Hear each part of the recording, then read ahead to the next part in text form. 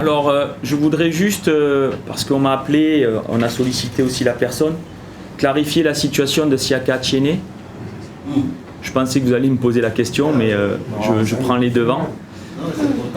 Donc, dans mon staff, il y a bien sûr ceux qui sont, que vous connaissez depuis 1 an et demi, mais que ce soit Siaka Atiene et puis d'autres personnes travaillent dans l'ombre depuis 1 an et demi. Je leur ai donné des fonctions qui étaient entre guillemets bénévoles, mais ils m'accompagnent au quotidien. J'ai demandé à Siaka de m'accompagner en tant qu'ancien joueur. C'est quelqu'un avec qui j'ai une relation très professionnelle, très footballistique. C'est quelqu'un de discret, d'humble, qui veut apprendre.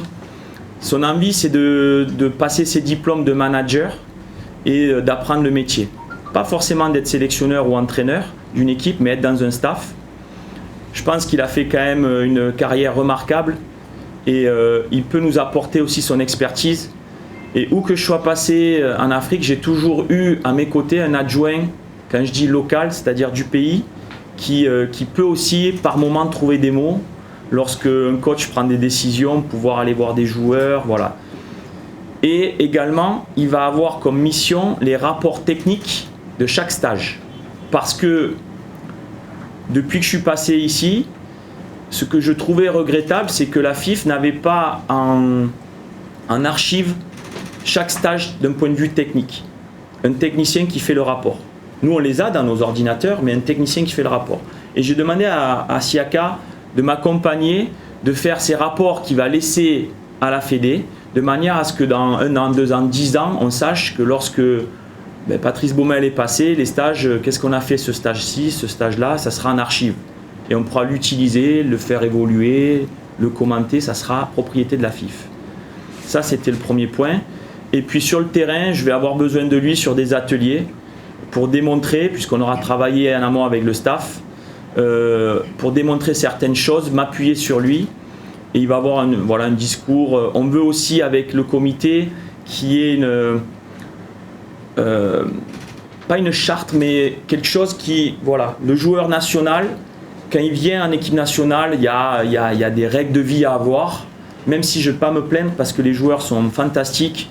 Mais voilà, l'hymne national, il faut le chanter. Sincèrement, je ne sais pas vous, mais lorsque j'ai vu l'Italie sur l'Euro, dès les hymnes, je me suis dit cette équipe va aller loin, sans qu'ils aient encore joué. Parce que j'avais des frissons et je les ai encore. Quand j'ai vu les Italiens chanter l'hymne italien avant les matchs, je me suis dit, ah eux, ils sont là, quoi. Et j'aimerais que cette équipe nationale des éléphants, lorsqu'on rentre sur le terrain, lorsqu'il y a les hymnes, voilà, on est cette émotion, les frissons, on a envie de tout donner pour le pays. Et je veux m'appuyer sur Siaka qui a vécu de grandes émotions avec les éléphants.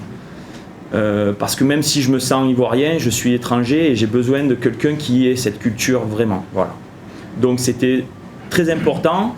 Et il y a une autre personne qui sera dans le staff aussi, qui le faisait depuis 1 an et demi.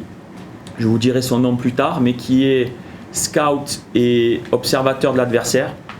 Voilà, parce que ça me semble important d'envoyer quelqu'un. Si on veut parler de haut niveau, avec les joueurs que nous avons, nous devons avoir un staff qui puisse aller voir l'adversaire physiquement. Et là, je remercie le comité, on m'a donné les moyens d'envoyer quelqu'un pour suivre les adversaires à chaque match, pour que j'ai les rapports, même si on a les vidéos, être présent dans le stade pour voir l'adversaire, ça nous donne toujours des éléments supplémentaires. Donc voilà le staff qui est aujourd'hui complet. Je vais avoir 2 préparateurs physiques et non pas 1. Donc on est au staff complet pour essayer de faire notre travail le mieux possible pour aller au Qatar.